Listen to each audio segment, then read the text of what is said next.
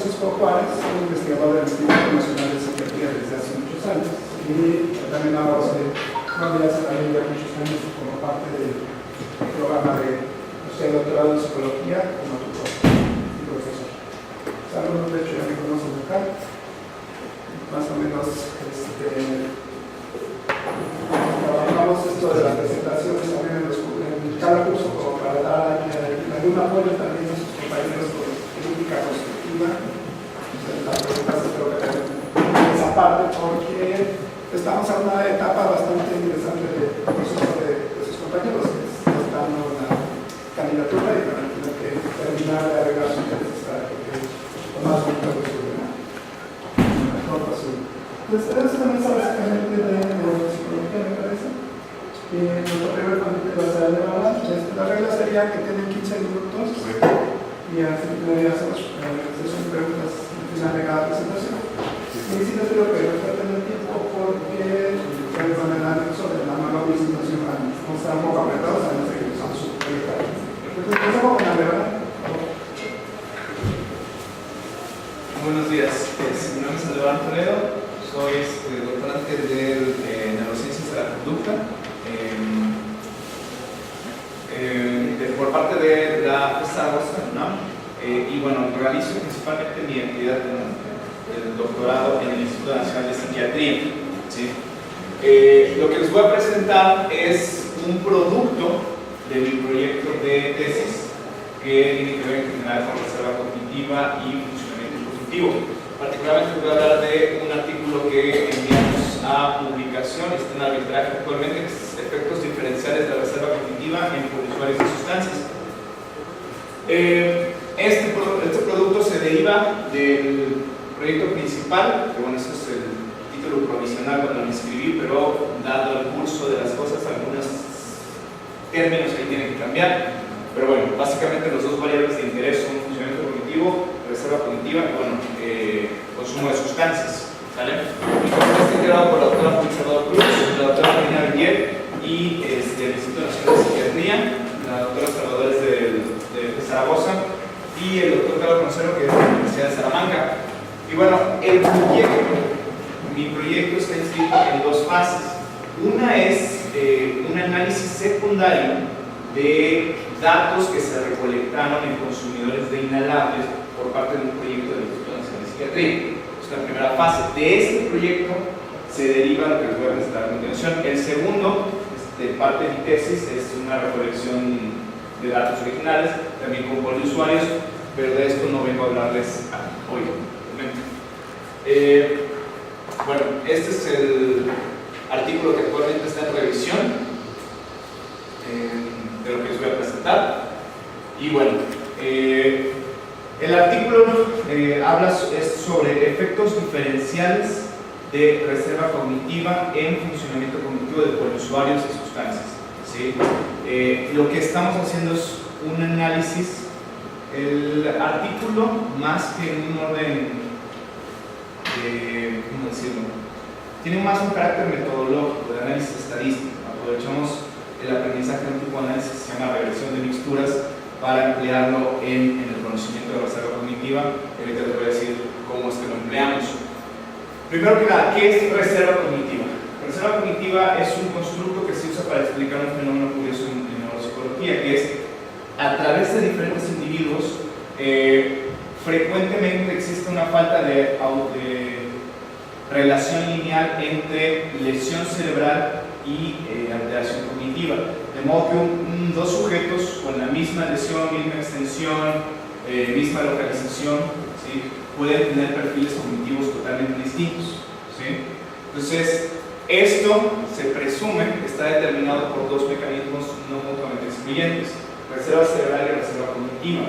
Reserva cerebral es un término pasivo que se refiere básicamente a sustancia encefálica y se mide de diferentes maneras: volumen cortical, conteo sináptico e incluso, y esto es frenológicamente cierto, hay artículos publicados en los que miden reserva cognitiva a partir de circunferencia de la cabeza. ¿Saben? Entonces, reserva cognitiva es un término más actualizado, por decirlo de alguna manera, que se refiere a uso de recursos cognitivos preexistentes, reclutamiento de nuevas redes neuronales, ¿sí? Va más allá de la mera idea de que más volumen encefálico es lo mismo que más reserva. Entonces, la idea... Bueno, voy a hacer unas señales también. La idea de reserva es que, ¿qué es lo que causa que haya más reserva cognitiva? ¿Sí? Entonces, bueno, hay varias cosas: genética, nutrición. Una de las principales líneas de investigación va en el sentido de involucramiento de un sujeto en actividades cognitivamente estimulantes a lo largo de su vida. ¿Sí? Cognitivamente estimulantes, los tres principales rubros que se suelen cubrir en eso son educación, trabajo, actividad laboral y tiempo libre o ocio. Son los tres principales que se estudian en esto. Ahora sí. Ya sé. Ya de vuelta. Entonces, bueno, brevísimamente, la reserva cognitiva se ha estudiado principalmente en neurodegenerativas, con diseños cognitivos, ¿sí? Principalmente en enfermedades neurodegenerativas. Sin embargo, sí se ha empleado, por ejemplo, eventos cerebrovasculares, accidentes, pues. Y, por ejemplo, en VIH, traumatismo craneoencefálico, y hay dos estudios que yo encontré en la literatura que lo abordan en el trastorno por uso de sustancias. La mayoría, les digo, lo hacen a partir de diseños prospectivos, aunque hay estudios que sí lo hacen en diseños transversales. La mayoría usa como indicadores de RC, de reserva cognitiva, educación, ocupación, y bueno, a veces utilizan medidas, por ejemplo, de inteligencia cristalizada, como CI verbal, ¿sí? Entonces, bueno, por ejemplo, este estudio en particular, que es del 2014, encontró que a mayor reserva cognitiva, los usuarios de sustancias presentaban mayores tiempos de abstinencia, según autorreporte, y menor severidad de uso de sustancias, ¿sí? Entonces, bueno, la idea básica de la reserva cognitiva es que tenemos una neuropatología. Vamos a asumir que el trastorno por uso de sustancias implica neuropatología cuando es a nivel crónico, contemporánea crónica, perdón. Esto impacta en el funcionamiento cognitivo, ¿sí? Lo que queremos saber es cómo modifica la reserva cognitiva esta relación. Esto es un modelo finalmente de mediación, ¿sí? Y esto es lo que es básicamente el modelo que se usa para abordar el estudio de reserva cognitiva. Aquí yo puedo poner traumatismo craneoencefálico, VIH, etc. ¿Sale? Y RC, insisto, se estudia a partir de indicadores. Es un constructo formativo. ¿Qué quiere decir esto? Yo puedo evaluarlo a partir de años de educación, años de involucramiento en ciertas actividades de ocio, años de involucramiento en actividades laborales y qué tipo de actividades laborales. ¿Sí? Ok, rápidamente, este estudio es un estudio secundario de este estudio que les comentaba de uso de inhalables. Este estudio principal, el de resultados primarios, ya se publicó. Una vez que se publicó eso, yo ya tuve la oportunidad, porque son como las reglas de esto, tuve la oportunidad de hacer este análisis secundario. Adelante. Ok. Una limitación de los estudios, bueno, una limitación primero con respecto a la reserva cognitiva y el uso de sustancias es que casi no hay estudios, solamente encontré dos sobre el uso de sustancias. Una limitación importante de todos los estudios de reserva cognitiva es que asumen homogeneidad del efecto de la reserva cognitiva a través de los individuos, ¿sí? ¿Qué quiere decir esto? Esto responde a la pregunta: ¿la reserva cognitiva es un predictor de diferentes desenlaces cognitivos? Y eso es así como se ha estudiado, eso está bien, eso está padre, excelente. Sin embargo, la investigación contemporánea lo que está intentando hacer es responder más bien para qué sujetos operan relaciones entre variables, ¿sí? Aquí es donde entra el rollo de regresión de mixturas. ¿A qué responde la pregunta? ¿Para qué individuos la reserva cognitiva predice diferentes desenlaces? Un ejemplo, un sujeto A puede ser que, para un sujeto A puede ser que únicamente el involucramiento en actividades educativas sea suficiente para generar reserva cognitiva.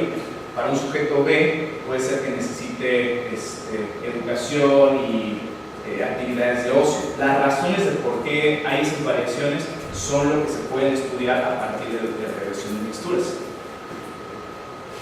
Bueno, entonces el objetivo de este estudio se centra en individuos con poliuso severo que están en alto riesgo de déficit cognitivo. ¿A qué me refiero con poliuso severo? Todos estos cuates que estamos analizando son consumidores de inhalables, ¿sí? Los inhalables son una de las sustancias más neurotóxicas que se conocen, ¿sí? Entonces, bueno, en ese sentido son un grupo de sujetos idóneos para estudiar este tipo de efectos de neuropatología. Entonces, los objetivos son dos: identificar clases latentes, no lentes, basadas en efectos diferenciales de reserva cognitiva en 3 variables de funcionamiento cognitivo: estatus general, que es básicamente una prueba de screening; secuenciación visoespacial e inhibición de respuesta, que eso es medido con la torre de Hanoi; determinar si variables de poliuso, particularmente edad de inicio, años de uso y uso reciente en los últimos 30 días, predicen pertenencia a clase, a estas clases latentes. ¿Seguimos? Ok. Unas justificaciones para esto: conocer estas diferencias permiten determinar diferentes tamaños de efecto de reserva cognitiva a través de subgrupos, determinar efectos de patrones instintivos de uso de sustancias en la relación de reserva cognitiva y cognitivo, que tiene que ver con lo de pertenencia a clase, cómo afectan mis diferentes patrones de uso, ¿sí? Cómo afectan el hecho de que yo pertenezca a tal o cual clase de esta relación. Efectos de otras variables contextuales, por ejemplo, el nivel socioeconómico. ¿Qué otra cosa permitiría a largo plazo? Individuos en mayor o menor riesgo de déficit cognitivo podrían identificarse no solamente por estas variables como aisladas, sino en términos de sus asociaciones. Y bueno, esto nos permitiría, eventualmente, que las intervenciones puedan ser más selectivas. ¿Seguimos? Es un análisis secundario, un estudio transversal. Los criterios: hombres de 25 centros residenciales fueron de 18 a 60 años, al menos 5 días de internamiento para controlar el hecho de que puedan tener efectos residuales de consumo. El criterio básico para que fueran consentidos, se les queda consentido informado, es: oye, en los últimos 3 meses has consumido al menos una vez inhalables. Sí, ¿no? Después se le hacía consentimiento informado. Exclusión, exclusión aquí es que fueran negativos, para trastorno por uso inhalable. Si no tenía trastorno por uso inhalable, según una entrevista psiquiátrica, iba para afuera. Si tenía, es al revés, si era positivo para psicosis, manía o deterioro cognitivo severo, el cual impidiera que pudiera entender las preguntas, iba también para afuera. Vamos para adelante. ¿Qué se ocupó? La evaluación Montreal, la torre de Hanoi, la entrevista nacional internacional, el índice de severidad de adicción y el cuestionario de índice de reserva cognitiva, que evalúa estos 3 rubros. ¿Qué es lo que se hizo de análisis estadístico? Un análisis descriptivo y, bueno, análisis de regresión. Primero 3 modelos independientes de regresión logística, luego los 3 modelos de regresión para saber el efecto bivariado. Luego 3 modelos de regresión de mixturas y otra vez 3 modelos de regresión logística con estas clases para determinar lo de pertenencia a clase. El reclutamiento se hizo en centros de atención comunitaria a las adicciones, los mal llamados anexos, ¿sí? en 25 centros. Y bueno, incluyó todas estas medidas que les dije. El protocolo fue aprobado por el Comité de Ética del Instituto de Psiquiatría. Resultados: tuvimos 166 sujetos, evaluamos a más de 200, pero los que cumplieron para esto fueron 166, de edad promedio fue de 25, chavos en realidad. El promedio del MOCA para la muestra general fue de 24.3, lo cual está por debajo del punto de corte. Y bueno, tuvimos diferentes tiempos de iniciación, particularmente el número de movimientos de la torre de Hanoi. En este tienen que ser el máximo son 7 y el otro son 15, entonces pueden ver que las medias son menos. Entonces, seguimos.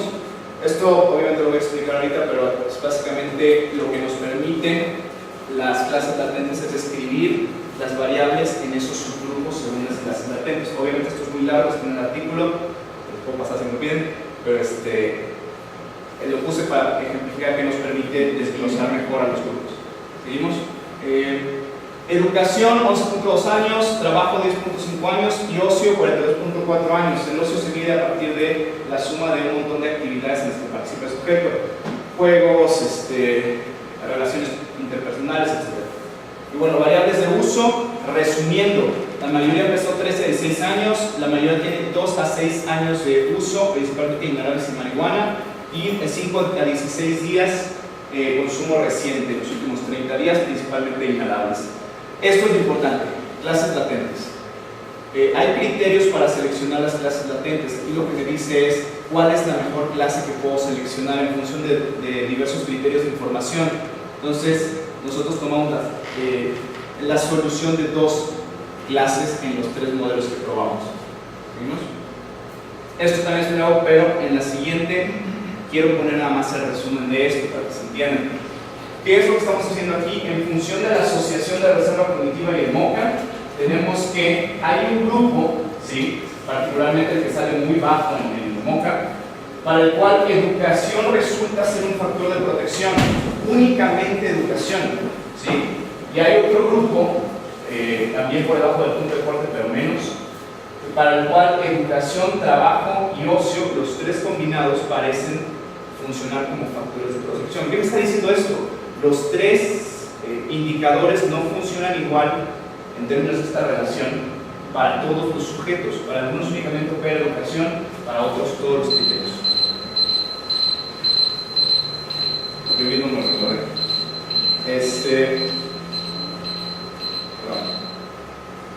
¿Tenemos? Bueno, voy a resumir los de ellos. ¿Puedes poner la anterior?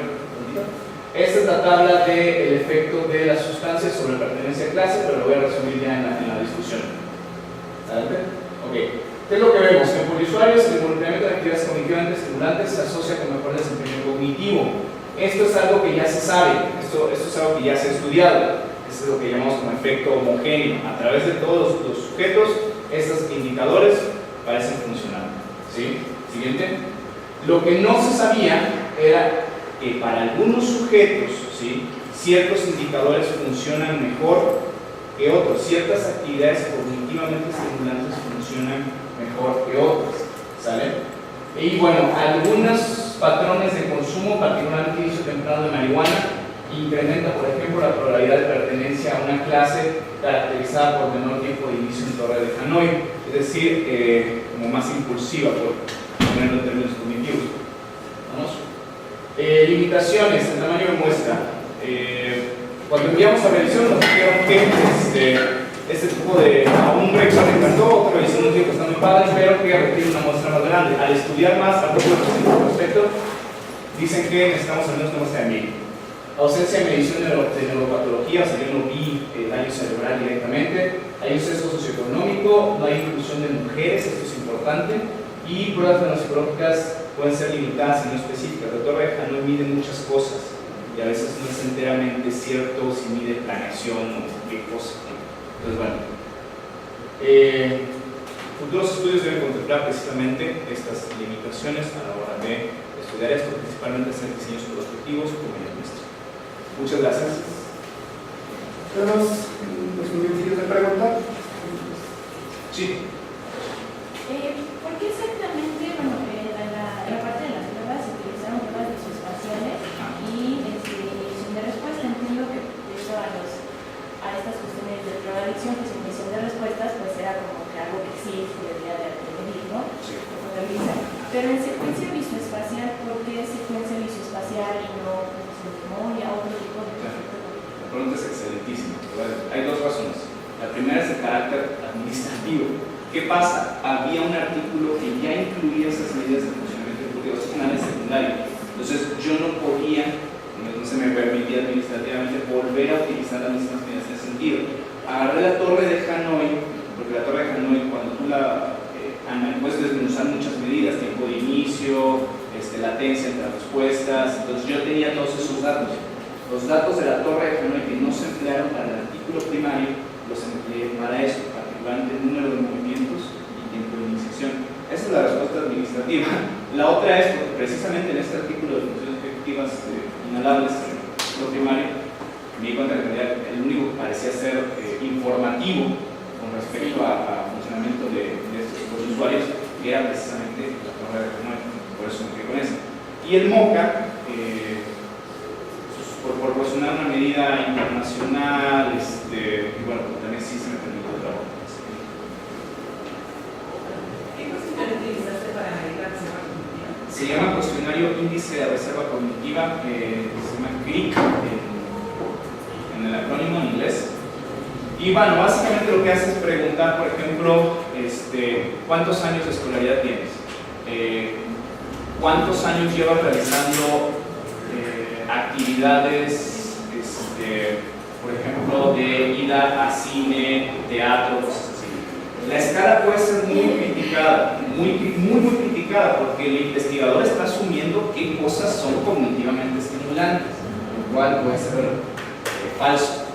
Entonces, bueno, esa fue la escala que escogió. No hay muchas en realidad.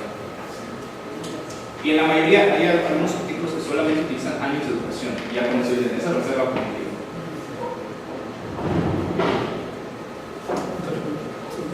¿Por qué no hacer un discernimiento mejor en los inhalables? Estas sustancias que las personas están consumiendo. Porque vi que metías así solamente inhalables y también venía otra categoría pequeña de marihuana. Y pues creo que es importante, bueno, ya que encuentras resultados mixtos en cuanto a qué puede tener un factor profiláctico en este sentido, ¿por qué no ir a las sustancias que están consumiendo? Tal vez eso podría tener una mejor correlación. Sí, porque eso se hizo, de hecho. Lo que pasa es que, perdón, por el tiempo ya no puedo decirlo, pero bueno, aquí se tomaron en cuenta tanto inhalables, alcohol, marihuana y cocaína, que son las 4 más consumidas en la Ciudad de México. ¿Por qué no se tomaron en cuenta otras? Porque usualmente... Bueno, mejor dicho, parcelados. Sí. Ya entendí. Yo creo que la muestra no da para eso, solamente son 166 puntos. La sugerencia es buenísima. El asunto es de que sí se requería una muestra muchísimo más grande. Y, perdón, en estudios que sí hemos hecho con muestras muy grandes con variables cognitivas, no hay tantísima diferencia entre sustancias, al menos cognitivas neuropsicológicas. Lo que importa es más bien cuántos años llevan consumiendo cualquier sustancia. ¿Sí? O cuántos días previos.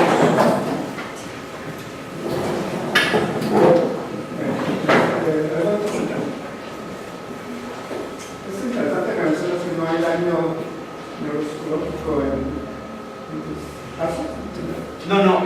Más bien, no medí yo neuropatología directamente, o sea, no tenemos neuroimágenes del estilo.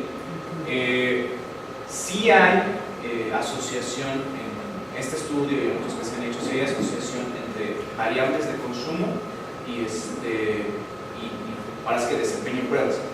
Sin embargo, no hay una asociación tan diferenciada de si consume más cocaína o si consume más marihuana, al menos con los usuarios que los trabajamos.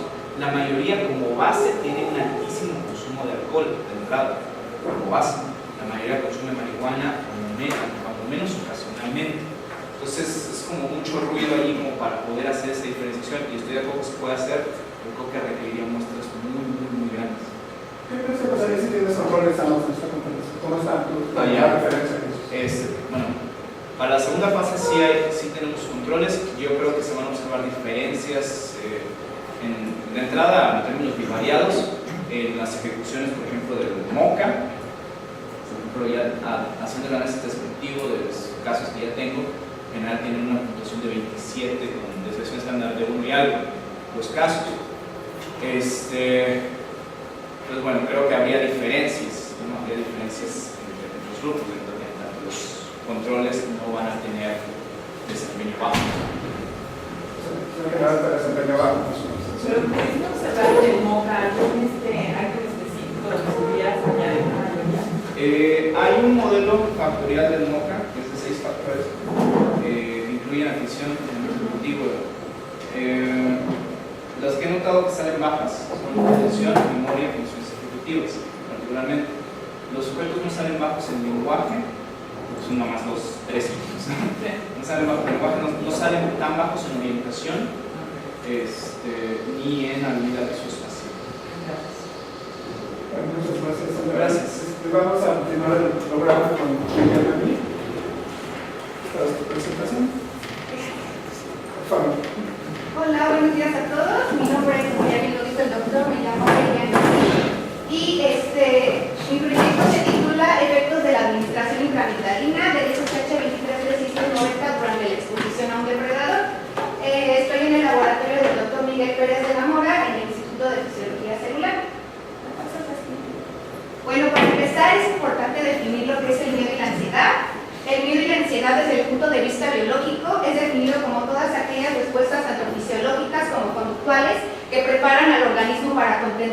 perspectiva de una amenaza, ya sea esta real o potencial, y que a su vez atenta contra la integridad física del individuo. Bueno, dentro de las estructuras que están involucradas en la regulación de las respuestas de miedo y la ansiedad, está la amígdala, que está alojada en la profundidad del lóbulo temporal, y está compuesta a su vez por diversos núcleos, es una estructura heterogénea, y principalmente son dos actores principales que están involucrados en las respuestas de miedo y ansiedad. Como podemos apreciar aquí en la imagen, tenemos el complejo vasolateral, que está compuesto a su vez por el lateral, el basal y el vasomedial, que no aparece en la imagen, pero en su conjunto forman el complejo vasolateral. Del otro lado tenemos al núcleo central, y en lo que respecta entre el núcleo central y el núcleo vasolateral está un conglomerado de células que son interneuronas GABAérgicas y que forman una interfaz inhibitoria entre estos dos núcleos. Todas estas núcleos son importantes para la regulación del miedo y la ansiedad. La que sigue, por favor.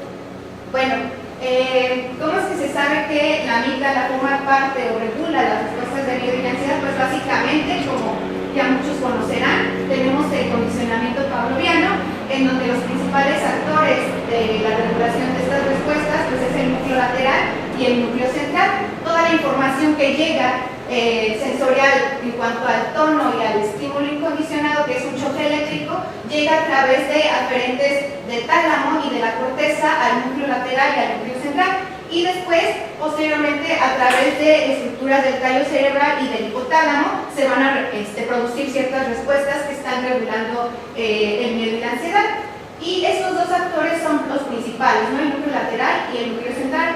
Sin embargo, también, como ya les había comentado, hay unas estructuras, un conglomerado de células que están interpuestas entre estos dos núcleos, tanto en el central como en el vasolateral, que están regulando este tráfico de impulsos que llegan al complejo vasolateral y el núcleo central, para poder dar una respuesta efectora, que en este caso son todas aquellas respuestas como el freezing, el aumento de la frecuencia cardíaca, incremento de la liberación de hormonas, etc. Bueno, dentro de todos los sistemas de neurotransmisión que están modulando las respuestas de miedo y ansiedad, existe el sistema dopaminérgico, principalmente a través de la vía mesolímbica, que se origina desde el área ventral tegmental y la sustancia nígera. Van a enviar proyecciones o terminales dopaminérgicas y van a inervar de manera profusa a la amígdala. Como podemos apreciar en las flechas, hay una inervación prominente en lo que respecta a las islas intercaladas paracapsulares que están rodeando al complejo vasolateral de la amígdala, y por otro lado tenemos al núcleo central, que también llega a mayor inervación dopaminérgica a través del sistema mesolímbico. También se ha reportado que hay una mayor densidad de receptores en lo que respecta a las islas intercaladas paracapsulares, como se puede apreciar aquí en las flechas, si lo alcanzan a ver. Hay una mayor densidad de receptores D1 en estas islas, y básicamente, ¿cómo es que se ha reportado que el sistema dopaminérgico vía receptores D1 de dopamina está infiltrado en el miedo y la ansiedad? Pues en estudios conductuales a través de estrategias farmacológicas, utilizando un antagonista selectivo a los receptores D1 de dopamina, que es el SSH-23390, se ha reportado que en diversos modelos de miedo no condicionado tiene un efecto ansiolítico. Por ejemplo, en este panel de lado izquierdo, se conoce como capa luz-oscuridad, en donde lo que se trata es de explotar la tendencia de los animales a evitar espacios altamente luminosos. Y como podemos observar, cuando se administra el SSH-23390 dentro de la amígdala, en particular es cercano a las islas intercaladas paracapsulares, tiene un efecto ansiolítico, es decir, las ratas se atreven a explorar más este compartimento luminoso. Por lo tanto, nos está indicando que la respuesta de ansiedad ante estos estímulos se ven revertidos por el SSH-23390. En otro estudio o en otro modelo que se conoce como enterramiento defensivo, es otro modelo de miedo no condicionado, en donde se explota la tendencia de los animales a enterrar estímulos aversivos. En este caso es un electrodo en donde cuando la rata se acerca o se aproxima a se emite una descarga eléctrica, y se ha ha visto que cuando las ratas, mientras más se entierran, pues significa o se está indicando que la rata tiene ansiedad. Y cuando se administra, por ejemplo, el SSH 23390 en una dosis de 50 nanogramos dentro de la amígdala, pues este efecto de enterrar decrementa, ¿no? Decrementa el tiempo de enterramiento, lo cual nos estaría indicando pues un efecto ansiolítico del fármaco. Y en otro modelo que también es ampliamente utilizado para estudiar el miedo no condicionado es el laberinto elevado en forma de signo más, en donde se explota la tendencia de los animales a evitar espacios abiertos y elevados.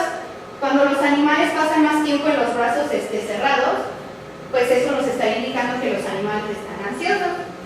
Pero ¿qué pasa cuando se administra el SSH 23390 de igual forma en la amígdala y de igual forma cercano a las islas intercaladas paracapsulares?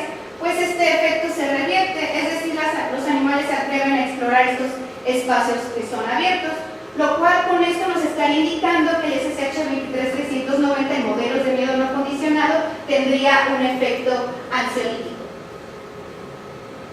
Sin embargo, en otros modelos de miedo no condicionado que son pues etológicamente más relevantes para estudiar el miedo y ansiedad, digo etológicamente más relevantes porque es más probable que los animales se encuentren con un depredador en su ambiente natural que con un choque eléctrico.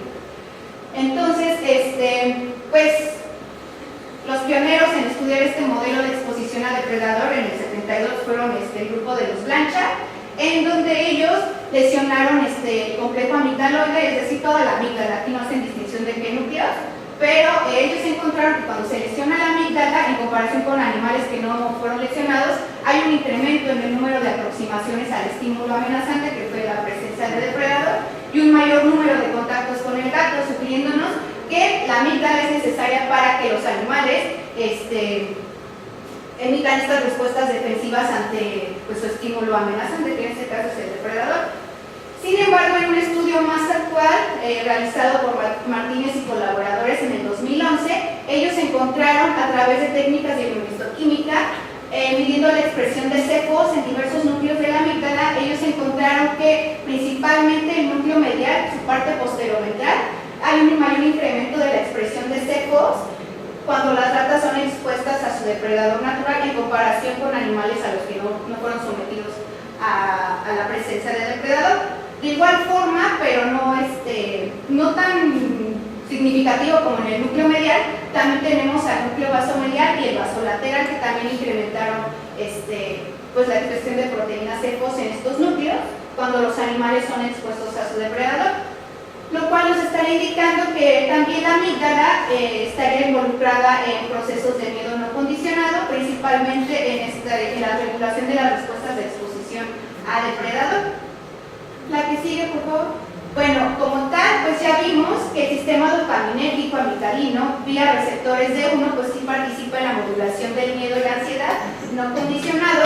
Sin embargo, hay muy pocos estudios, o incluso no hay estudios en los que se reporte la participación de este mismo sistema a través de los receptores D1 en un modelo de miedo no condicionado que es mucho más complejo y etológicamente más relevante, como es la exposición al depredador. Por lo tanto, nuestro objetivo fue evaluar el efecto del bloqueo de estos receptores de dopamina dentro de la amígdala en ratas que fueron expuestas a la presencia de su depredador natural y ratas que también fueron expuestas al contexto que fue previamente asociado con la presencia del depredador. Este último objetivo pues, nos interesó porque en esta prueba, lo bonito de esta prueba es que se puede medir tanto miedo no condicionado como miedo no condicionado. Bueno, para ello utilizamos ratas macho de la cepa Wistar con un peso de 250 gramos. El estímulo amenazante fue un gato macho, adulto, doméstico e intacto, me refiero a intacto a que no estuviera castrado, y con este peso al inicio de los experimentos. Estas características que pongo aquí fueron basadas en estudios piloto en donde utilizamos gatos que pues, ya estaban castrados y no emitían respuestas defensivas en las ratas. Por lo tanto, estas fueron importantes. La que sigue, por favor. Bueno, este es el dispositivo que utilizamos para el estudio del modelo de exposición a depredador, la zona peligrosa, en donde se alojó al gato, y la zona segura, donde estaba la ratita. La que sigue, por favor. Se implementó cirugía estereotáxica con estas coordenadas que fueron dirigidas a la cercanía de las islas intercaladas mediales. La que sigue, por favor. Y los fármacos, el SSH 23390 con una dosis de 40 y 120 nanogramos por lado, fue microinyectado bilateralmente con un volumen de 250 nanolitros por lado. La que sigue, por favor. Y bueno, las etapas experimentales fueron las que siguen. Tenemos la fase de habituación, que consistió de 4 días en donde se le permitió al animal explorar de manera libre el aparato como tal, tanto la zona peligrosa como la zona segura. Es un video, pero con el tiempo yo creo que por el tiempo ya no va a dar como tal.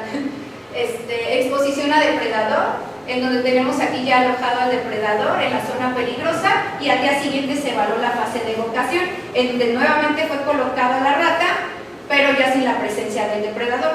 La que sigue, por favor.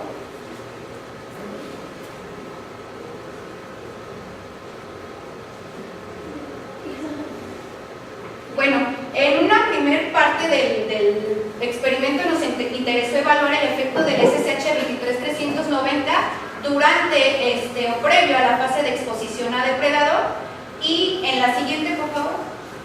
Y en otra serie de experimentos nos interesó evaluar el efecto de este mismo fármaco del antagonista, el SSH 23390, previo al contexto asociado con depredador. La que sigue, por favor. Bueno, estos fueron los resultados del grupo tanto de exposición a depredador, donde se administró el SSH 23390, y el grupo de exposición al contexto asociado a depredador. Estos fueron los animales que nos quedamos después de que se eliminaron todas aquellas ratas en las que no cayeron las cánulas en el sitio de interés. Bueno, este es un análisis histológico de todos los animales a los cuales fueron utilizados para el análisis estadístico. Todos estos puntitos son los que están indicándonos dónde cayeron los sitios las puntas de las cánulas, que fueron cercanos a las islas intercaladas paracapsulares. Esta es una imagen representativa de dónde cayó la punta de la cánula. La que sigue, por favor. Y bueno, ya en los resultados tenemos que el SSH 23390, independientemente de la dosis, pues no revierte la respuesta de evitación que los animales tienen ante el estímulo amenazante. Es decir, los animales se siguen resguardando en la zona segura, independientemente de la dosis del fármaco, que era lo que no esperábamos. Esperábamos que se revirtiera, ¿no? Que las ratas exploraran o se atrevieran más a explorar la zona peligrosa del aparato experimental. Sin embargo, independientemente de que el efecto del SSH 23390 sea ansiolítico, pues no revierte la respuesta de evitación. Sin embargo, resultados interesantes encontramos ya en la fase de exposición al contexto asociado a depredador, en donde la dosis más alta, de 120 nanogramos por lado, revierte esta respuesta de evitación y hace o permite que los animales pasen más tiempo en la zona peligrosa, y por lo tanto, pues ya no pasan tiempo en la zona segura, ¿no? Lo cual nos está indicando que pues estos modelos de miedo de exposición a depredador pues son importantes o son relevantes para estudiar respuestas de miedo y ansiedad. Y como pudimos ver en los resultados, con la solución salina fisiológica, los animales se resguardan en la zona segura, y por lo tanto esto nos está indicando una respuesta de evitación. Los animales, cuando son expuestos 24 horas después al aparato donde previamente fue asociado con depredador, pues las ratas, cuando se les administra solución salina fisiológica, se siguen resguardando en la zona segura, lo cual nos está indicando un condicionamiento. El SSH 23390, como ya lo vimos en los resultados, pues no revirtió la respuesta de evitación en las ratas que fueron expuestas durante la fase de exposición a depredador. Sin embargo, el SSH 23390 parece que tiene este efecto ansiolítico en este tipo de modelos de miedo no condicionado, cuando la amenaza ya no es tan real, ¿no? Cuando la amenaza ya es, cuando ya no está presente el depredador. Por lo tanto, nos está indicando que el sistema dopaminérgico vía receptores de dentro de este tipo de modelos de miedo no condicionado tendría el efecto ansiolítico cuando la amenaza ya no es tan aversiva.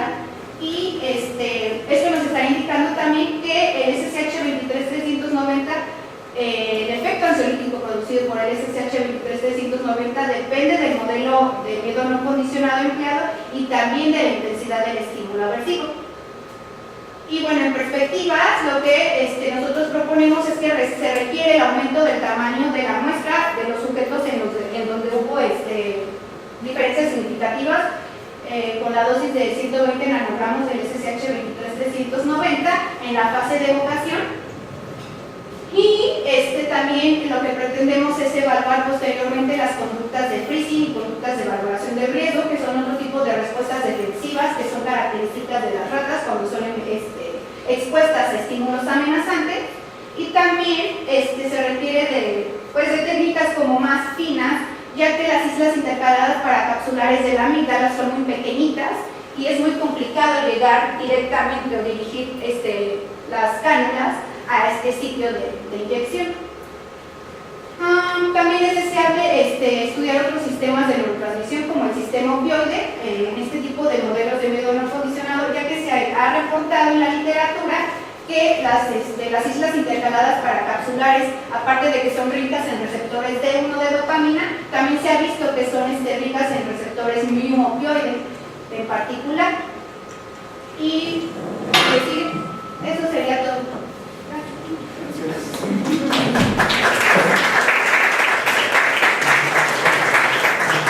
Antes de continuar, está Marta para presentar.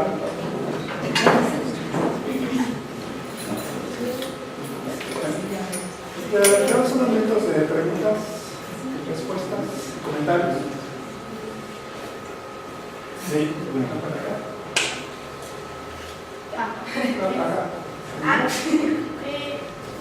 ¿Habrá diferencias entre tu estudio si se empiezan a realizar este bloqueo de amigdalina con amígdala derecha o amígdala izquierda? ¿Habría diferencias? Sí hay diferencias en cuanto a si se hace unilateral. No se ha reportado, que yo sepa, siempre se ha hecho de manera bilateral cuando estos estudios farmacológicos, o sea, no hay como una diferenciación en cuanto si se administra de manera unilateral. De hecho, pues no hay estudios en ese sentido. Aquí atribuye a que, bueno, en las dosis bajas del fármaco los animales no respondieron como ustedes esperaban. ¿Cuáles son sus probables hipótesis? Pues, de hecho, se ha reportado que estas dosis, de hecho, se utilizaron en estudios previos en nuestro laboratorio y fueron las que fueron significativas en otros modelos de miedo no condicionado, como presenté anteriormente.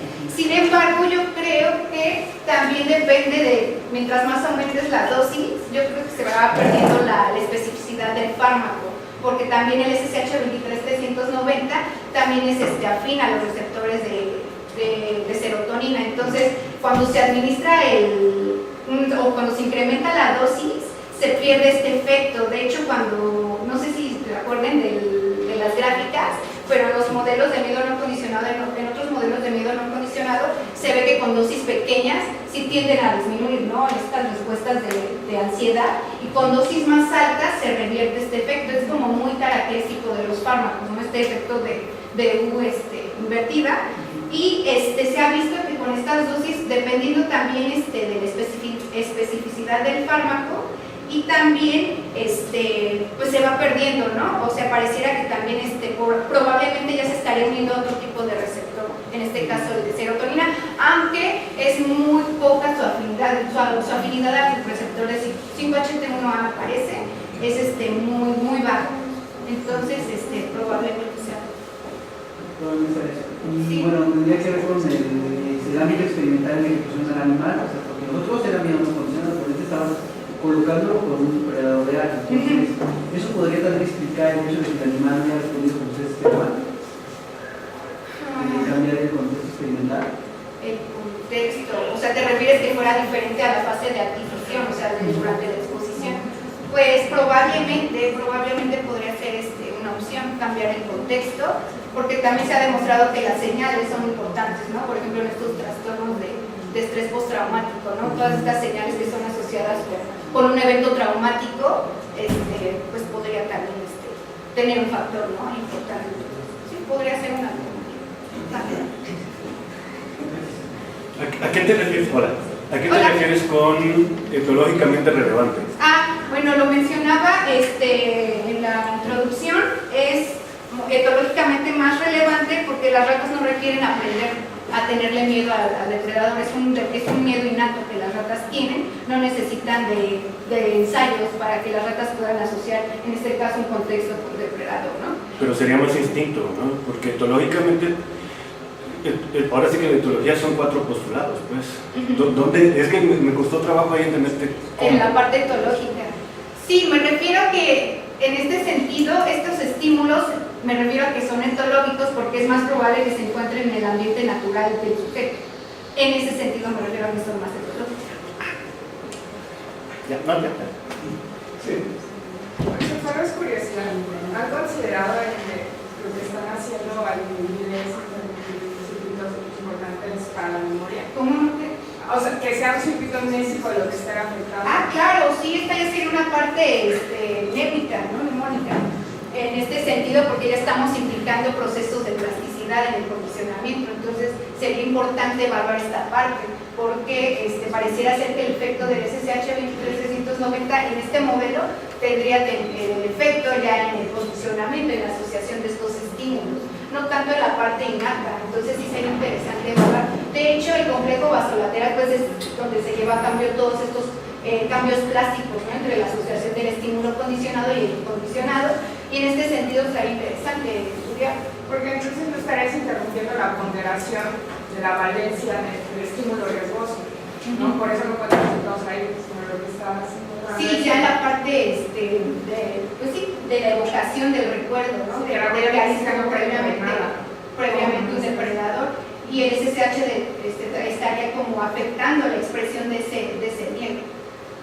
Entonces sí sería interesante pues seguir con los estudios ya más implicados en esa parte, ¿no? de memoria. Gracias. ¿Algún comentario?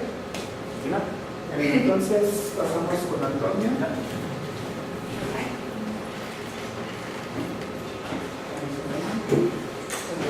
Bueno, profesora, muy buenos días. Yo les voy a platicar de cómo los portadores son una forma de estrés puede modular el proceso, en particular de la... Bueno, primero, ¿qué es extinción? Cuando uno entrena a un animal, bueno, la mayoría deben de saberlo, pueden usar diversas estrategias, por ejemplo, el condicionamiento clásico o el condicionamiento operante. De esa forma nosotros propiciamos que una conducta se presenta al asociar esta conducta con un estímulo incondicionado o ya sea con un reforzador, y entonces lo que podemos ver es que la conducta comienza a aumentar. Pero si nosotros omitimos alguno de estos dos eventos, cualquiera que haya sido, vemos que la conducta decrementa. Este cambio en la conducta es la extinción, y anteriormente se conceptualizaba erróneamente como olvido, pero no es olvido, sino que es un nuevo aprendizaje. Y como nuevo aprendizaje conlleva las mismas etapas que el aprendizaje original, o sea, una adquisición, consolidación, una evocación. Los fundamentos de la extinción son de relevancia clínica porque hay terapias, como por ejemplo la terapia de desensibilización sistemática, que se basa en precisamente este concepto para tratar diversos trastornos, como por ejemplo estrés traumático, adicciones o inclusive fobias. Se ha visto que este tipo de trastornos también están estrechamente relacionados con una región en particular. Bueno, siempre están relacionados con muchas regiones en particular, pero en este caso en concreto hay una zona en donde tienen esta convergencia, que es el estriado dorsolateral, que aquí les muestro un corte coronal de rata, que el estriado dorsolateral sería el equivalente en humanos al tutamen, pero estamos usando un modelo animal. Bueno, el estriado dorsolateral, como su nombre indica, se refiere a la porción lateral del estriado. El estriado es un núcleo que forma parte de un conjunto de núcleos, que son los ganglios basales, que son principalmente relacionados al movimiento, pero ya en décadas más recientes se ha también relacionado a esos núcleos con capacidades cognitivas. En específico, el núcleo ventral, que también se puede nombrar como núcleo accumbens, está relacionado, por ejemplo, a asociaciones de estímulo-estímulo o el condicionamiento clásico, por ejemplo, aprendizajes más de tipo emocional. Mientras que el estrado dorso-medial se encuentra relacionado a principalmente usar estrategias de tipo espacial y memoria espacial o más flexible, por ejemplo. Y mientras que el estrado dorsolateral, que es la región que les acabo de comentar, es la más estrechamente vinculada a memoria de tipo motor, como habilidades, hábitos, asociaciones, estímulo, respuesta. Y eso tiene todo el sentido porque, como les comenté, el estrado no es un núcleo homogéneo, sino que está parcelado anatómica y funcionalmente. Y bueno, en particular, el estrado dorsolateral recibe una gran inervación de la corteza, específicamente de áreas sensoriales y motoras, y desde ahí pues que tenga todo sentido que esté relacionado con este tipo de memorias. Este tipo de memorias está también a la vez relacionado y que hace sentido con estos síntomas que presentan este tipo de personas que tienen estos trastornos, ¿no? Por ejemplo, el trastorno obsesivo compulsivo o las adicciones, esa búsqueda imperiosa de, ¿no?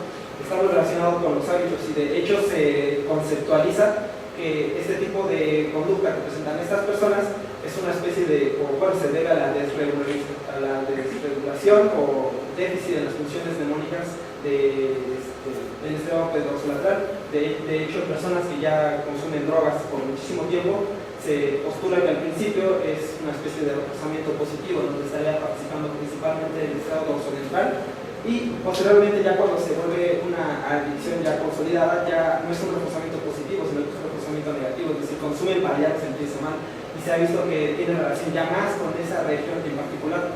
Hay muchos cambios neuroquímicos y anatómicos en esa región en particular.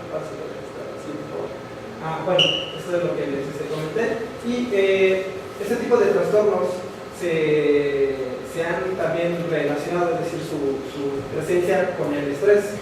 Se sabe que eventos estresantes a edades tempranas o eventos estresantes agudos como, no sé, temblores, bueno, terremotos, mejor dicho, o secuestros, cosas muy traumáticas pueden propiciar que se den este tipo de trastornos. Y parte de toda la respuesta fisiológica que involucra el estrés, ya sea crónico o agudo de este tipo de situaciones, es la liberación de corticoides, que son las hormonas del estrés. En el caso de los humanos son el cortisol, y en el caso de las ratas es la corticosterona. En particular nosotros estamos interesados en un modelo animal, y estos corticoides se liberan de forma tónica durante el día, pero tienen un pico también durante el día, pero también pueden aumentar su liberación ante eventos estresantes de manera rápida. Esta hormona tiene diferentes blancos en el cuerpo, pero también tiene blancos como por ejemplo en el cerebro, y esta hormona al ser puede atravesar la barrera hematoencefálica, dado que los receptores están principalmente dentro de la célula, son lipofílicos, entonces de esa manera pueden atravesar la membrana sin problema y alcanzar estos receptores. En específico, también hay zonas del cerebro relacionadas con la memoria que presentan estos receptores, por lo cual también se ha visto que pueden regular el proceso de memoria. Lo pueden regular de muchas maneras, y hay muchos experimentos que demuestran que pueden tener un efecto ya sea positivo o negativo en la memoria. En particular, yo estoy interesado en el proceso de extinción, y en el proceso de extinción lo que se sabe de estas hormonas es que les presento algunos antecedentes rápidamente, que esto fue en la tarea de condicionamiento al tono, y fue en ratones. Lo que se hace es que se entrenaron los animales para que precisamente adquieran esta conducta que es el freezing, que es ausencia de movimiento, percepción de la que se necesita para la respiración. Una vez que ya los animales fueron condicionados, se llevó a cabo una pequeña prueba donde los dos grupos presentaban el mismo nivel de freezing. Inmediatamente después de la primera sesión de extinción, donde mostraron un desempeño igual a ambos grupos, se les administró corticosterona de forma sistémica y se les evaluó posteriormente en diferentes sesiones. Se ve que el grupo al que se administró corticosterona presentó un porcentaje de freezing muchísimo menor, por lo cual se indica pues, una extinción muchísimo más eficiente. Eso en cuanto a los corticoides, pero en la región que nosotros tenemos de interés, se sabe que no solamente participa en la adquisición y en el mantenimiento a largo plazo de diversas tareas, sino que también participa activamente en la extinción. Esto porque si se administra Ipicaína, que es un inhibidor de los receptores de sodio, lo cual hace que haya menos probabilidad de que la neurona se despolarice y pueda liberar sus neurotransmisores. Bueno, pues se entrenó a unos animales en una tarea de respuesta que fue el laberinto de Tolman, y una vez que ya fue el último día de entrenamiento, posteriormente vino un día de extinción. Aquí podemos ver que en el primer día de extinción, antes de cualquier tratamiento, no hay diferencias entre los sujetos, y inmediatamente después, o también 2 horas de retraso, si se administraba este fármaco, lo que se observa es que los animales que recibieron este fármaco presentan un mayor número de respuestas condicionadas, es decir, la extinción se está haciendo muchísimo más lenta, porque el grupo control y el grupo que recibió el mismo tratamiento, pero 2 horas después sí presentaron diferencias significativas, es decir, están extinguiendo. Entonces, bueno, con estos antecedentes nosotros nos preguntamos si los glucocorticoides pueden modular también el proceso de extinción, y en particular de este tipo de memorias que también tienen la característica de ser muy rígidas, que precisamente las personas que han sido tratadas con terapias que se basan en este proceso de memoria tienden a recaer.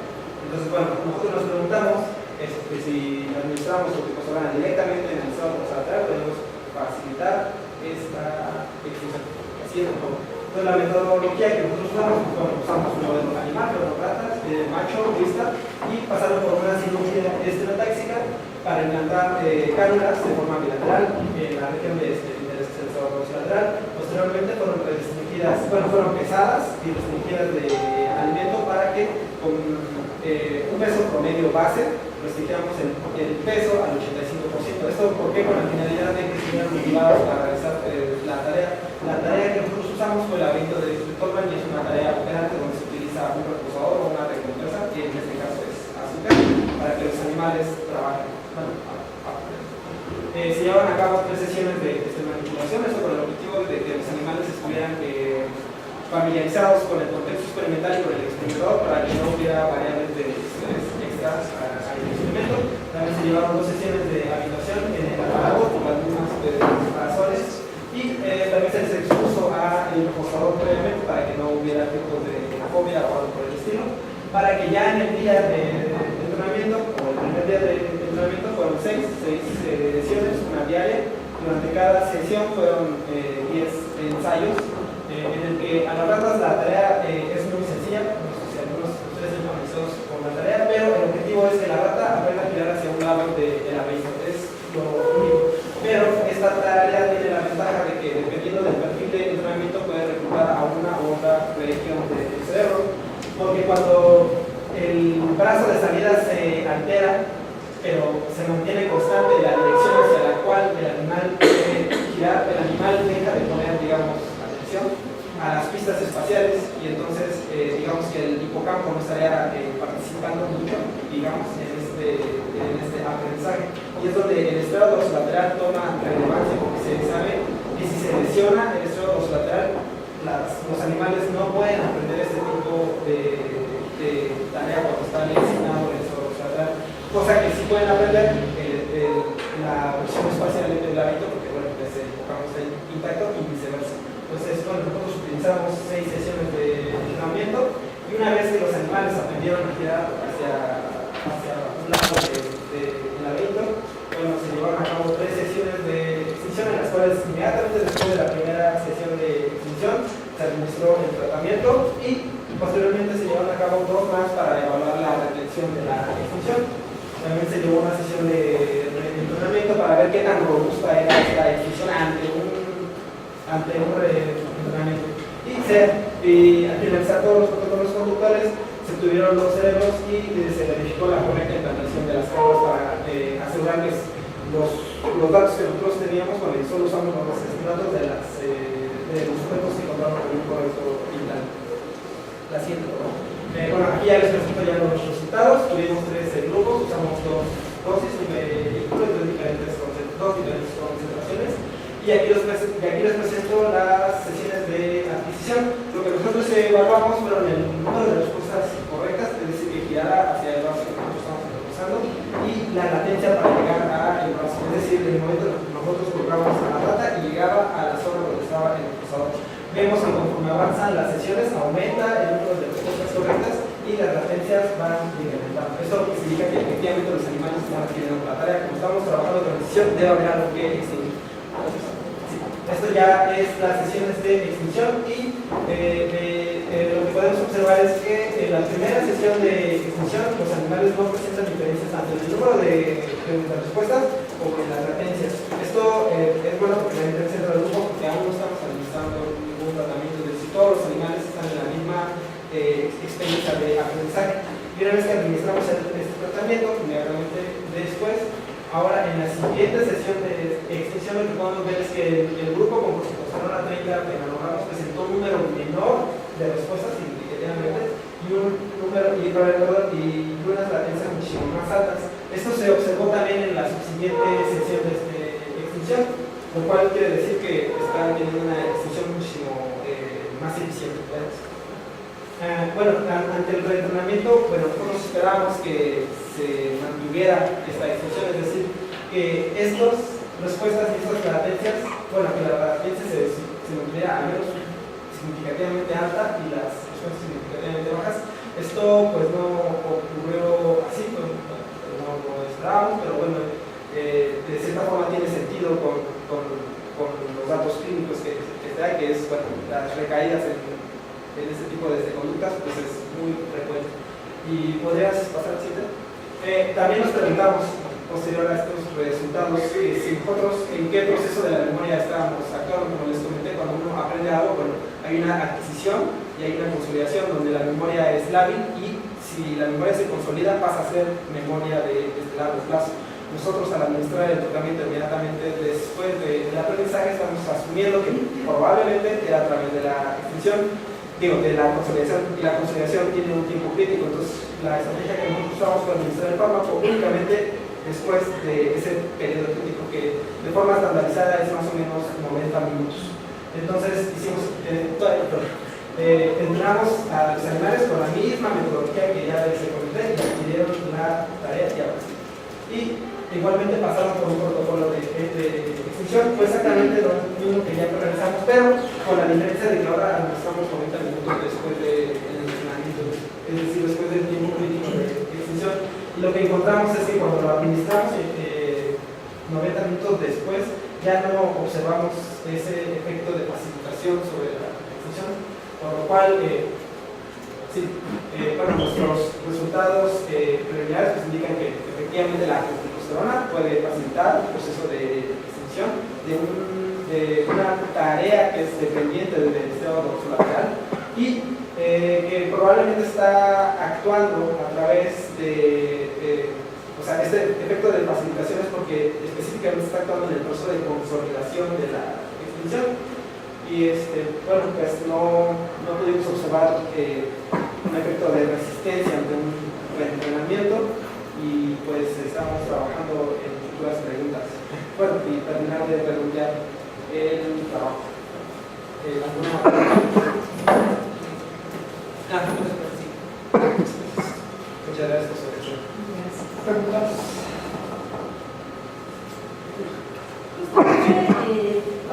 Asociándolo con lo que comentabas del estrés postraumático, ¿crees tú que existiría una diferencia si modificaras las propiedades del estímulo? Es decir, aquí lo que estás reforzando no es una conducta aversiva, sino que más bien es, como tú dices, una conducta de hábitos. Sí. Pero ¿qué pasaría si el procedimiento, el entrenamiento conductual dependiera de una tarea que justamente tiene que ver con un estímulo aversivo? ¿Crees que habría diferencias ahí? Pues muy probablemente. Es que el trabajo que les presenté al principio era de condicionamiento de los átomos, se utiliza precisamente un choque, y se ve que efectivamente también puede extinguir. En ese trabajo lo administraron de forma sistémica, entonces las regiones cerebrales que están siendo afectadas no se puede saber. Probablemente el hipocampo y la amígdala, porque participa en ese tipo de tareas de conocimiento. Bueno, en particular en la mía, como la estrategia que utilicé fue usar una tarea que precisamente requiere una región en particular, y yo, digamos, en esa región en particular, pues sé que está participando. Si esperaría algo diferente en otra área, pues al menos la literatura y lo que llevo indica que sí podemos, o sea, que sí facilita la extinción, tanto de si es de una memoria aversiva, pero también si es de una memoria, digamos, de hábito. Lo cual pues es bueno porque este tipo de memorias son muy robustas, entonces saber que también podemos extinguirlas, pues es bueno para futuros aplicaciones clínicas. No sé si tenemos un poco de Sí, gracias.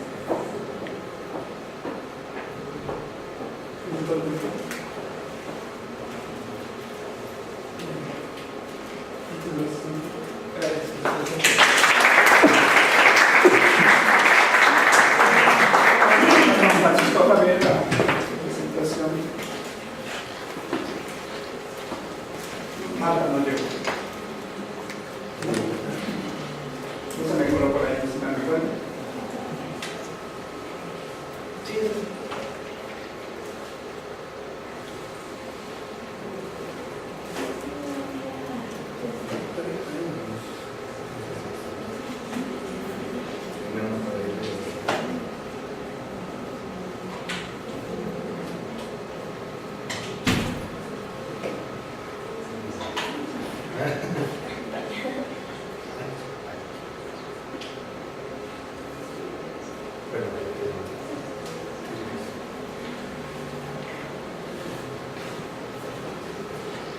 Muy buenos días. Soy Javier Villanueva, soy estudiante de doctorado de aquí del área de neurociencias, aquí en la Facultad de Psicología. Directamente estoy vinculado con el Instituto Nacional de Psiquiatría Ramón de la Fuente Muñiz en el área de cronoecología y etología humana, donde nuestra labor ahí es analizar desde la perspectiva etológica toda aquella expresión o conducta que se está presentando en el individuo o en el trastorno.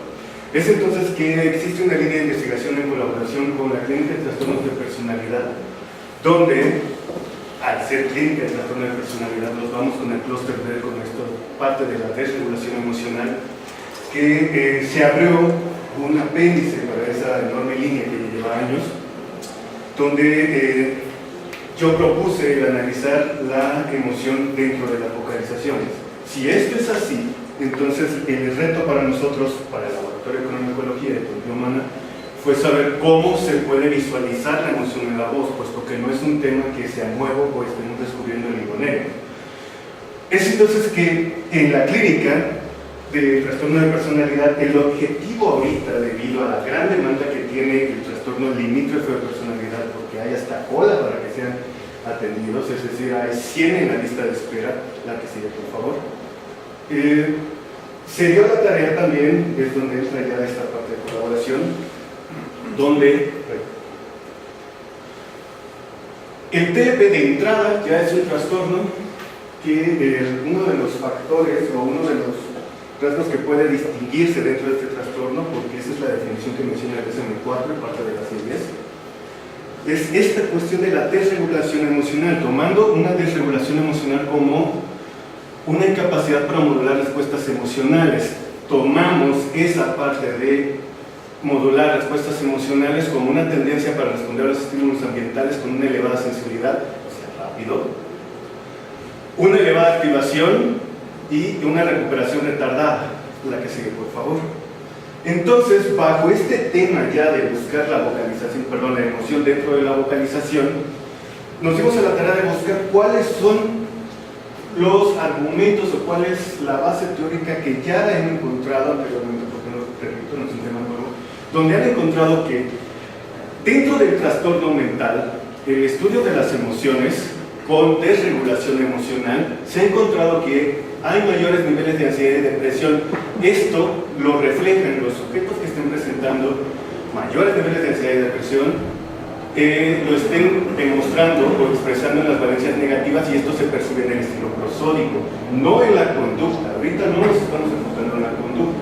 También se ha encontrado que hay mayores niveles de activación fisiológica, esto por los constantes estados de alerta. ¿Dónde se ve eso? Se percibe en el volumen de la vocalización y en la rapidez, es decir, que a mayor ansiosos estén los sujetos, más alto hablan, o más rápido y alto habla. La que sigue, por favor.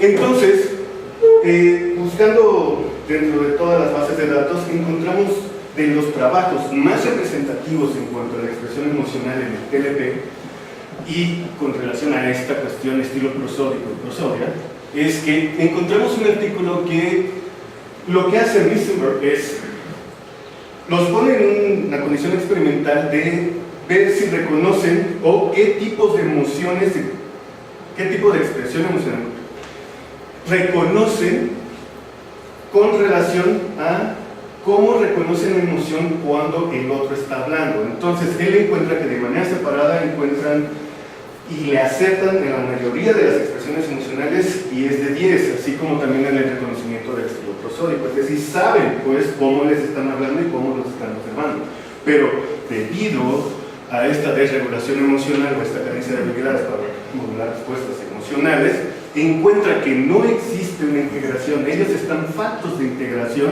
en cuanto a, mientras me está viendo enojado, creo que me habla contento, o al revés. Hay una falta de integración y él se lo atribuye por esta cuestión de hostilidad basado en un mundo que percibe como agresivo. La que sigue, por favor. Entonces, nosotros quisimos dar un pequeño paso más adelante. Quisimos conocer, pues, los valores de la emoción expresada a través de los adjetivos e interjecciones en el contexto de una intervención estructurada de una sesión nada más, terapéutica de terapia dialéctica conductual, de pacientes con TLP en comparación a un grupo control. Aquí, ya en términos lingüísticos, en este caso prosódicos, quisimos ver los parámetros acústicos o los valores de los parámetros acústicos, la valencia emocional, la activación y la frecuencia cardíaca, porque tomando en cuenta que fisiológicamente cuando se aumenta el volumen de la voz o cuando queremos enfatizar algo que nos está doliendo o nos está favoreciendo o estamos teniendo un estado mental o un estado emocional favorable, lo tendremos a expresar. La que sigue, por favor.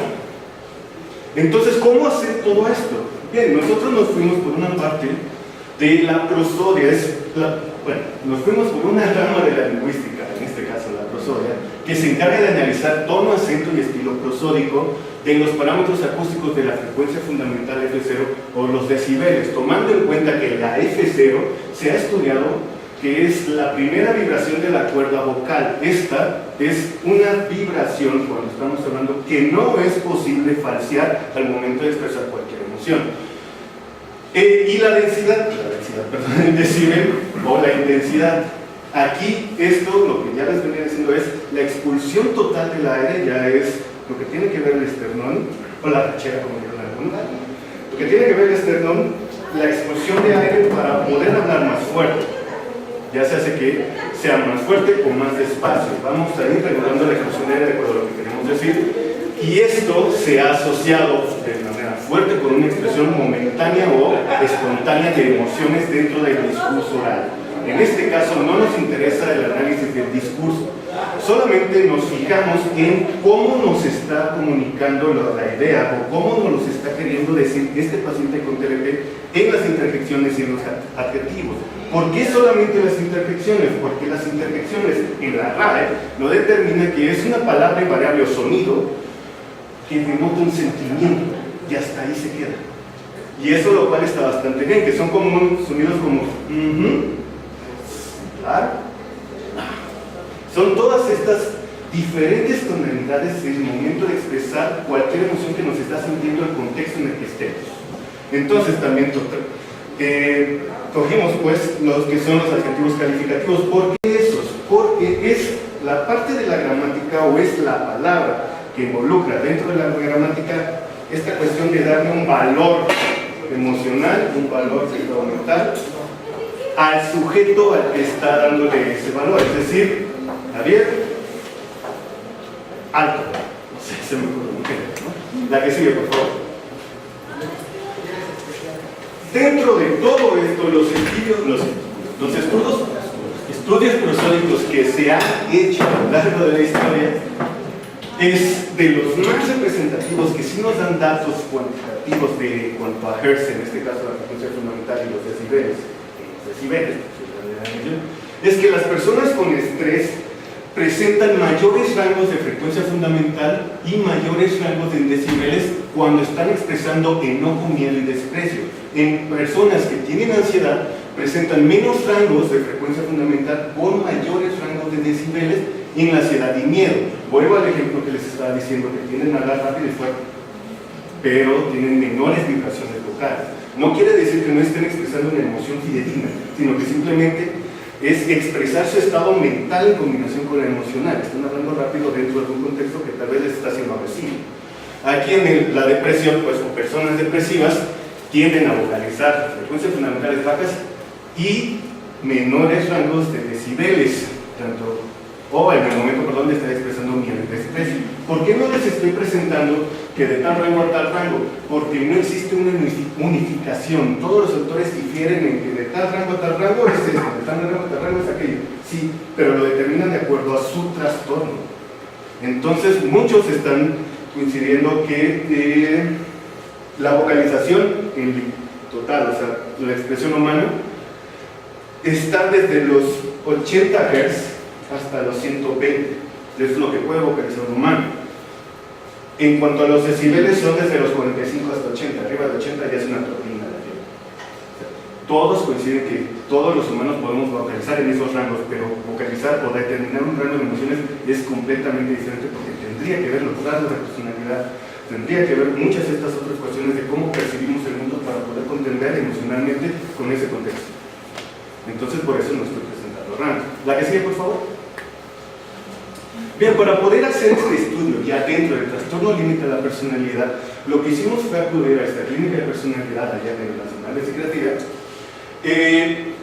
Como les mencioné, de una sola intervención estructurada, de una sesión terapéutica de DBT, de dialéctica conductual, tomamos 5 mujeres que aceptaron, firmaron consentimiento informado, y 5 mujeres control, pareados por edad, porque sí tiene que ver mucho con la edad en cuanto a la flacidez de las cuerdas vocales. Entonces, lo que se hizo fue, de esa primera intervención se videograbó y se analizó con el Fresh Reader solamente la videograbación. El Fresh Reader es un programa que te analiza en cada 0.04 segundos todas las unidades de acciones faciales que se están presentando dentro del video, todas. Y con el PRAT lo que se hace es un software que te analiza y te sintetiza todas las señales del audio. Esto lo utilizan mucho los que están dentro de la lingüística para determinar la acentuación. Y una vez que tenemos esto, al fin y al cabo tenemos tiempo en los dos lados, sincronizamos la valencia, activación y frecuencia cardíaca, que lo que no les dije es que el Fresh Reader analiza las 7 emociones básicas, la valencia emocional, activación y frecuencia cardíaca. Entonces, los dos nos dan línea de tiempo, tanto para poder analizar o sombrear, porque es el término sombrear dentro del Fresh Reader, y seleccionar los adjetivos y las interjecciones, nos dan una línea de tiempo por la duración de los mismos. Los sincronizamos y la que sigue, por favor. Es como obtuvimos que los pacientes, cuando lo que se registró de los pacientes en cuanto a adjetivos fueron 45 para la frecuencia fundamental y 76 en contra de los controles, que fueron 79 para la frecuencia y 78 para los decibeles. En las interjecciones, los pacientes tuvieron 33 en la frecuencia fundamental y 60 con los decibeles en comparación al grupo control, que tuvieron la misma cantidad. No se encontraron diferencias significativas en los adjetivos. Esto es curioso, más adelante lo vamos a tomar. Pero sí se encontraron diferencias significativas en las interjecciones. Esto tiene total sentido, puesto que la interjección ya está definida como una cuestión de sonido o palabra no articulada que expresa un sentimiento. Entonces, cuando estamos haciendo una comparación con Wilcoxon aquí, encontramos que en estas diferencias significativas los pacientes tienden a acumular o tienden a tener mayor densidad de datos arriba de los 150 Hz en comparación al grupo control, que esto, a pesar de ser una sola sesión intervención terapéutica, pareciera que durante toda esa sesión se van relajando, mientras que los controles van teniendo toda esta cuestión de estados de alerta. Esto también se puede ver en los decibeles, a pesar de que sí es más largo, podría considerarse que es igual de ancho, pero aquí es más ancho, entonces vocalizan más fuerte la interjección. La que sigue, por favor. Entonces, también encontramos diferencias significativas en la valencia, activación y frecuencia cardíaca en los dos grupos. Encontramos aquí que lo que se puede explicar aquí es que la valencia, el Fresh Reader mide la valencia en emociones positivas y negativas. Las positivas van de 0 a 1, las negativas van de 0 a -1. Entonces, si es así, tenemos que los pacientes tienden a contener esta expresión emocional. Tanto pueden ir tanto a -1 como a +1, pero tienden a regresar a 0. A comparación de los controles que sí se va hacia menos, pero ahí se los atribuimos a que es pacientes sin TLP que jamás han recibido una intervención estructurada de DBT, entonces van bajo la expectativa de no sé qué me van a decir. Pero a través del tiempo, como se ve acá, se ve una relajación y esta es la activación. Hay una activación total en comparación al grupo clínico, que aquí hay un marcado estado de alerta fisiológico, porque se puede ver que del punto 2 hacia arriba es donde está la mayor concentración de datos. Aquí la frecuencia cardíaca, rápido, es, si se puede notar en estas gráficas de violín, pues para poder determinar esta densidad de datos, hay una tendencia a ir hacia abajo, hacia los 50 bits por minuto, que en comparación al grupo control hay una tendencia a ir hacia los 120. Esto no nos tomando en cuenta que es una sesión terapéutica. Si hubiéramos tomado todas las sesiones, sería otra cuestión, ¿no? La que sigue, por favor. Una vez que tuvimos ya las diferencias significativas con las pruebas de Wilcoxon, quisimos ver cómo se ve representada la emoción en una vocalización, es decir, en las interjecciones. Para poder hacer esto, nosotros lo que hicimos fue utilizar el método Cummings para ver con cuántos grupos se puede explicar solamente el fenómeno de la frecuencia fundamental con la valencia, el fenómeno de la frecuencia fundamental con la activación y con la frecuencia cardíaca. Lo que nos está mostrando aquí el Cummings es que los controles tienen 3 clústeres. Muy bien, de esos 3 clústeres implica que hay una mejor regulación emocional, porque aquí se está tomando en cuenta que para cada uno de nosotros los que estamos aquí tenemos diferentes tonalidades porque fisiológicamente así crecimos. En comparación al grupo control, solamente se están mostrando 2. Hay una contención todavía total, que lo que quiero decir aquí con los colores es para diferenciar el grupo. No significa que cada color implique algo, en estos momentos no. Esta es una prueba exploratoria porque esto es un estudio exploratorio donde quisimos abordar de manera cuantitativa ya ese fenómeno. Encontramos aquí en la frecuencia fundamental con el arousal, hay una total barrera ahí, literal, donde esta contención empieza a haber más dispersión de datos del punto 2 hacia adelante en comparación al grupo control, que hay una mayor relajación. En la frecuencia cardíaca se puede observar el mismo fenómeno porque va desde los 50 hasta los 85. Aquí va desde los 50 hasta como hasta los 100, bien, pero siguen siendo 3 clústeres, es decir, sigue habiendo una mayor regulación, a pesar de que tienen esa expectativa de no sé qué me van a decir, sigue habiendo mayor regulación en comparación al grupo control. ¿La que sigue, por favor?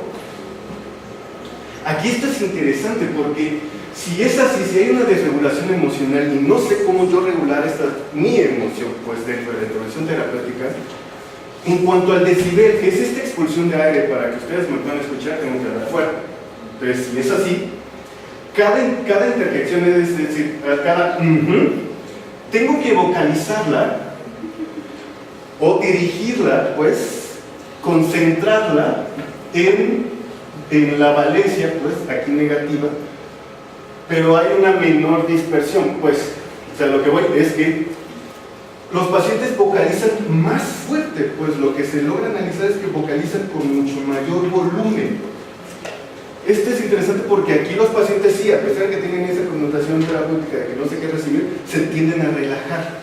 Aquí no, sigue siendo muy comprimido, hay una dosificación de aire total, pues, para poder expresar ese estado emocional que están percibiendo. ¿La que sigue, por favor? Ahora, lo que podemos concluir es que los adjetivos solamente forman parte, o representan la emoción en la gramática, pero no en la vocalización. Y el otro punto es que la interjección aquí ya lo determinamos como una conducta donde la interjección es la dosificación de la inhalación y exhalación de aire acompañada de sonidos guturales y articulados cuya función es expresar un estado mental o emocional, por lo tanto se convierte en una conducta. Si esto ya se convierte en una conducta para ser considerado dentro de la intervención terapéutica, entonces en el grupo de pacientes con TLP vocalizó de manera contenida esa interjección, pero con mayor intensidad, lo que no se sucedió en el grupo control, que en términos funcionales están con, o sea, a pesar de que no pueden hacer integración entre la expresión facial que el emisor le está dando en colaboración con esta vocalización, aquí es donde pueden sí expresar literal su estado emocional. De alguna u otra forma tienen que ver esta cuestión de regularse. Ahora, las limitaciones de este trabajo es que si ahorita nada más es con 5, nos está dando esto, la idea es buscar o tener una mayor N, pero como quisimos hacer esta exploración y ver cómo se estaba haciendo todo esto, porque es de comentarles que para cada base de datos, todo esto nada más fueron 5, fueron casi 20 millones de datos. Entonces teníamos que ver la forma de cómo compactarlo para tener lo que hemos estado obteniendo. Entonces lo que podemos concluir es que sé que tomar en cuenta la dosificación de área, en este caso la interjección, para considerar el estado emocional. Hasta aquí es donde vamos. La que sigue, por favor. Presentación. Gracias. Gracias. No sé si tienen preguntas. Dime. Sí, hola. ¿Qué implicaciones pudiera tener? O sea, porque entiendo que lo estás tomando como un indicador de progreso terapéutico, entonces, ¿o esa es la perspectiva? ¿O de eficacia de la intervención? No sé si medir la eficacia, pero por lo menos si esta fue la primera de toda la intervención, es ver cómo va regulando la emoción de acuerdo a la intervención terapéutica que está teniendo. Sí, la pregunta es, mi pregunta es en relación con esto. ¿Qué implicación, porque está muy ligada ya al ambiente clínico, por eso pregunto, ¿qué implicación práctica podría tener? Y lo que entendí por lo último que dijiste era como un indicador del efecto del tratamiento. Sí, claro, como indicador, hasta donde he podido ver, pues, es que esto podría apoyar, así como ser parte de tal vez una batería de pruebas. O sea, se me ocurre que pueda ser parte de una batería de pruebas donde solamente dentro del contexto terapéutico se tomen las vocalizaciones que estamos tomando aquí. Si de tal rango, se me ocurre también, de tal rango, si presenta esto, entonces se va regulando o sigue con esta desregulación. Ahora, decirte exactamente cómo ahorita tengo que trabajar con los psiquiatras de manera multidisciplinaria.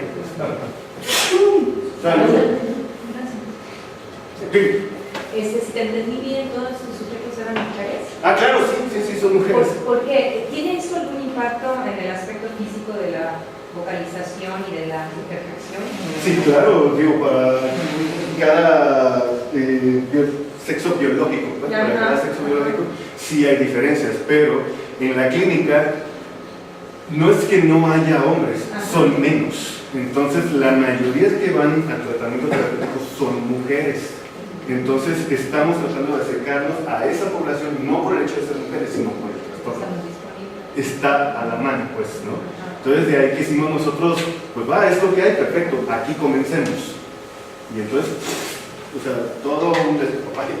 Y el estudio de ustedes, evidentemente, si me entendí bien, no has encontrado referencias de que se haya hecho en otros países. Te pregunto esto por el asunto cultural que no, sí, claro. El análisis del discurso, ¿no? Sí, claro, y tiene mucho que ver en la lengua alemana, tiene que ver mucho esta de la palabra Mütter, se me olvidó el nombre de la campanilla. Bueno, la campanilla tiene mucho que ver porque la inflexión del Mütter en la Mü, la campanilla va hacia atrás. Aquí cuando nosotros decimos madre, la campanilla que sigue colgando. Entonces tiene mucho que ver todo eso. Ahorita nada más es población mexicana para mexicanos. No, pues, sí hay bastantes interesantes, y el ruso no se diga, es otro show, porque, podemos identificar los adjetivos tanto en ruso y alemán, las interjecciones iguales, ¿no? Porque hasta para España, una interjección que algunos españoles estaban poniendo ahí en artículos pues ya fuertes, era cataplum, eso no la tenemos aquí, ¿no? Entonces todavía fue otro trabajo buscar pues ese aspecto lingüístico de esta expresión emocional, ¿no? Pero sí, lo hemos considerado, Dime. Si llevan algún control de que el grupo control. Sí, claro, sí. ¿Cuál es la motivación para que vayan a una terapia? ¿Saben su grado de ansiedad, de depresión?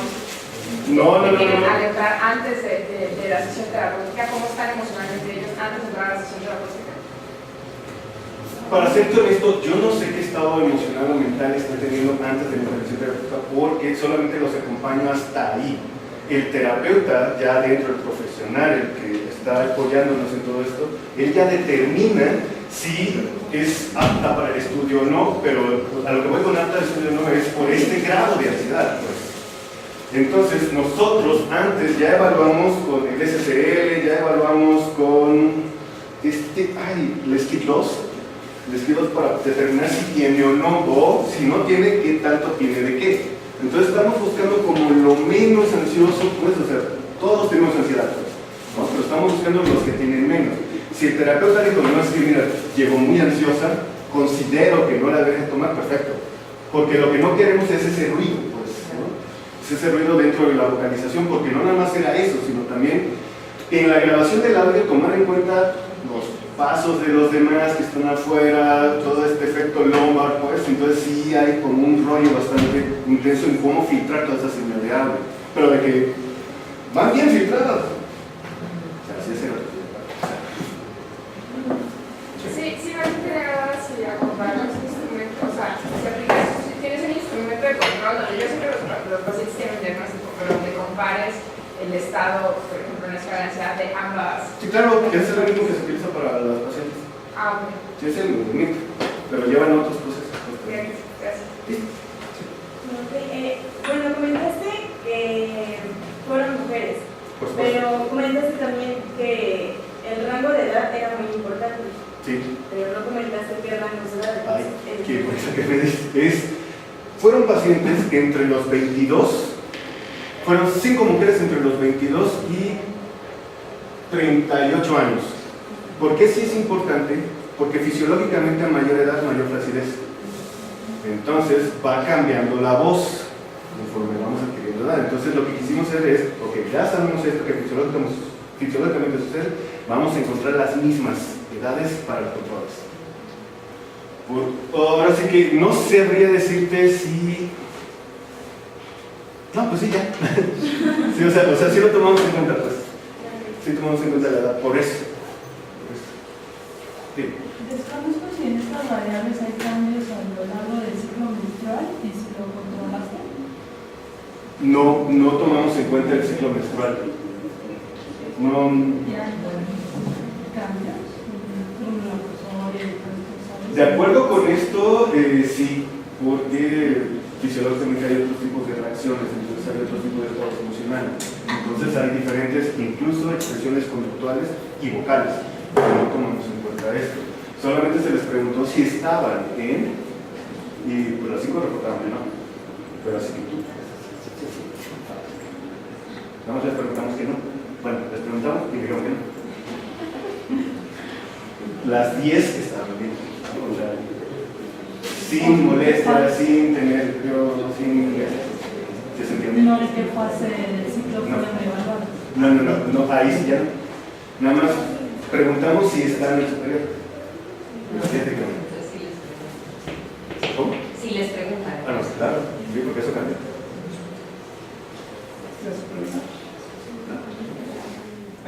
¿Qué tanto crees que tus tendencias en frecuencia cardíaca se dan más a la sensibilidad de medición de tu herramienta? Porque está comprobado, lo que hace el Feshbiller es que ya ha sido un instrumento severamente juzgado que lo mide por medio de la fotoplatismografía.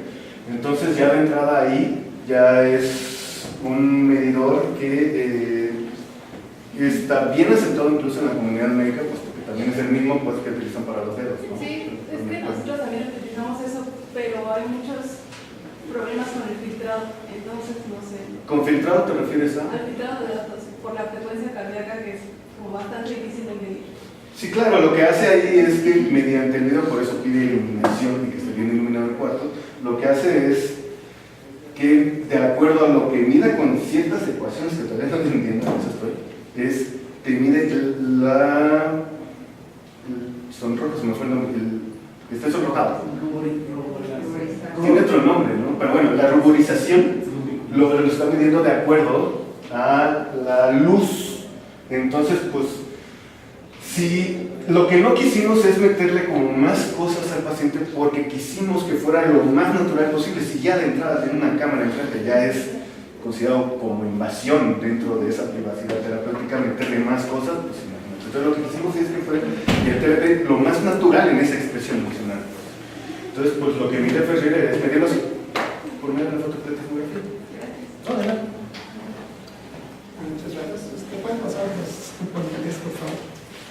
La agradecerles su presentación, felicitarlos también por la etapa donde ya están acabando el doctorado.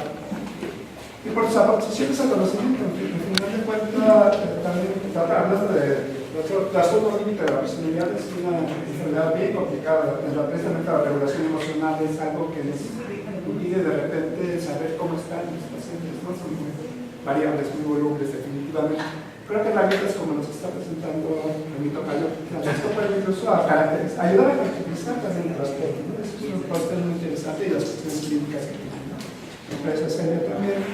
Trabajos muy interesantes con relación a las situaciones de evitación, ¿no? Del peligro finalmente, ¿no? Como me parece muy interesante esta situación en la que solo con la presencia del gato, la intensidad del estímulo en realidad fue algo que también ayudó a... Bueno, había diferencias en cuanto a que no había exploración en esa zona de riesgo. Nos habla de esa otra parte de la evocación del recuerdo del peligro de esta. Creo que tiene implicaciones muy interesantes con el estrés postraumático, ¿no? Porque con estas situaciones donde precisamente el riesgo existe y lo tenemos que evitar, pero cuando no existe y estamos evocándolo, entonces ¿qué es lo que podemos trabajar? En esta situación de estudiar estas estructuras y los medicamentos que ayudan a controlar precisamente estos problemas, aparte de empezar a desligar estas situaciones de memoria, que fue lo que trató Antonio con otra estructura. Nos habló de estas implicaciones en trastornos también, el aprendizaje de conductas como de consumo y otros trastornos que tienen que ver con esta memoria y esta vocación, que también en otra estructura que puede ayudar a trabajar al respecto. Y hablar de las, ¿cómo se llama? Se me olvidó ¿cómo se llama? Recursos, reserva cognitiva, se me fue el término. También nos da otro punto de vista para entrar al tratamiento, al final de cuentas, ¿qué tanto tenemos nosotros como para defendernos? Nos ayudaría como a delimitar qué tratamientos podrían usarse para estas personas que desafortunadamente no vino Marta, que nos iba a dar un tema similar, pero por ejemplo con la vejez y las demencias que se retrasan cuando tenemos más esta reserva cognitiva, tanto también en estructuras cerebrales como del entorno, que sería lo que manejan el aprendizaje. Ahí por eso la escolaridad es importante, ¿no? Que tanto te mantienes activo. Académicamente también espero que nos ayuda mucho, ¿no? Los doctores y a los que nos dedicamos a la vida académica en este aspecto, ¿no? Que dicen que tenemos más de este tipo de reservas, ¿no? Que nos ayudarán a lidiar mejor con la vejez, a ser más productivos, más bien. Así que les agradezco mucho, les pido un aplauso.